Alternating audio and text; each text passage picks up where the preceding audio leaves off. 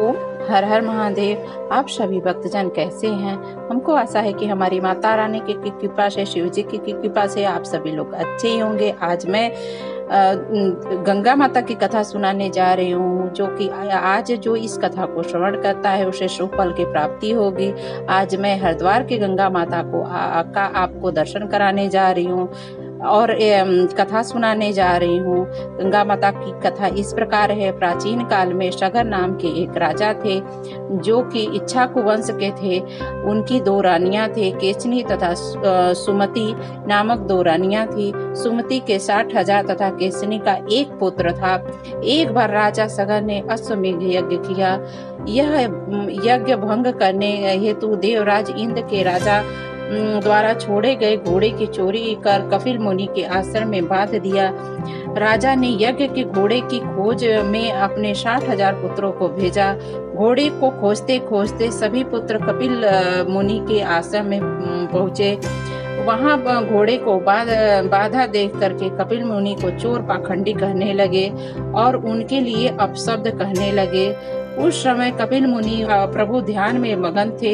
राजा के पुत्रों के कारण कपिल मुनि की समाधि टूट गई तथा राजा के सारे पुत्र कपिल मुनि की क्रोधाग्नि में जलकर भस्म हो गए।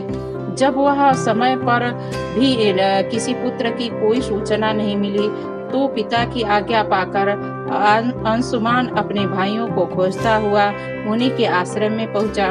वहां उसे गरुड़ मिले, जिन्होंने संपूर्ण घटना देखी और अंशुमान को उनके भाइयों के भस्म सारे होने का सारा वृतांत का सुनाया। गरुड़ ने अंशुमान को यह भी बताया कि यदि इनकी मुक्ति चाहते हो तो गंगा जी को स्वर्ग से धरती पर लाना होगा, परंतु पहले अपने पिता का यज्ञ पूर्ण कराओ। तदोपरांत देवी गंगा की पृथ्वी पर आने का कार्य करो।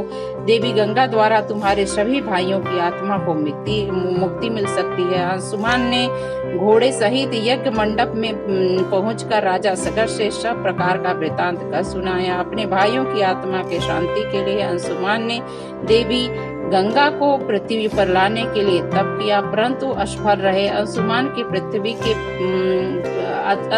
की मृत्यु के बाद उनके पुत्र दिलीप हुए। दिलीप ने भी देवी गंगा को पृथ्वी पर लाने के लिए तपस्या किया, परंतु उन्हें भी असफलता नहीं मिली।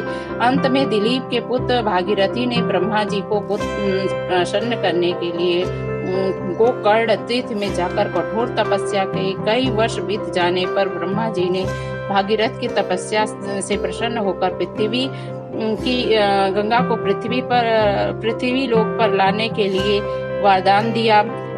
अब समस्या यह थी कि ब्रह्मा जी के कमंडल से छूटने के बाद पृथ्वी पर किसी में यह शक्ति नहीं थी कि जो ब्रह्मा के वेग को संभाल सके। ब्रह्मा जी ने बताया कि भूलोक में भगवान शंकर ही हैं जो देवी गंगा के वेग को संभाल सकते हैं, इसलिए तो भगवान शिव जी की प्रार्थना कीजिए। भागीरथी एक अंगूठे पर खड़े होकर भगवान शिव की आराधना करने लगे। उनकी कठोर तपस्या से प्रसन्न होकर शिव जी गंगा को अपनी जटाओं में संभालने के लिए तैयार हो गए। जब देवी गंगा ब्रह्मा जी के कमंडल से पृथ्वी की ओर बढ़ी तो शिव जी ने गंगा की धाराओं अपनी जटाओं में समेट लिया। बहुत वर्षों तक गंगा शिव जी की जटाओं में से निकल नहीं पाई। तब भागीरथी ने शिव जी से देवी गंगा के जटाओं से मुक्ति करने को विनती की। इसके बाद शिव जी ने अपनी जटाओं खोल दी और देवी गंगा को जटाओं से निकलकर हिमालय की घाटी में कल निनाद करके मैदान की ओर बढ़ रही थी। उसी मार्ग में मुनि जून का आश्रम था। गंगा के शोर से ऋषि जून की तपस्या में विघ्न आ रहा था, जिससे क्रोधित होकर ऋषि जून गंगा को पी गए। गंगा के भागीरथ के प्रार्थना करने पर उन्हें पुनः जंग से निकाल दिया।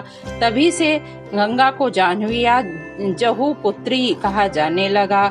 अनेक स्थानों पर पार करती हुई गंगा कपिल मुनि के आश्रम में पहुंचकर सगर के 60,000 पुत्रों के भस्म अवशेषों को उतार कर मुक्ति किया। ब्रह्मा जी ने भागीरथ के कठिन तप का वर दिया कि तुम्हारे नाम पर गंगा जी का नाम भागीरथी होगा। जो इस कथा को श्रवण करता है उसको शुभ फल की प्राप्ति होती है। जो लोग आज के दिन गंगा जी नहीं गए हैं वो लोग गंगा जी का दर्शन करने मात्र से ही उनकी वो मोक्ष को प्राप्त करेंगे और उससे पहले उनको सुख प्रदान करेंगी गंगा माता। तो आप गंगा माता का दर्शन कीजिए और वीडियो देखिए, और मेरा चैनल आपको अच्छा लगता हो तो वो सब्सक्राइब करिए और लाइक कर दीजिए, बेल आइकन को प्रेस कर दीजिए जिससे कि सारी नोटिफिकेशन आपको मिलती रहे। ओम हर हर महादेव।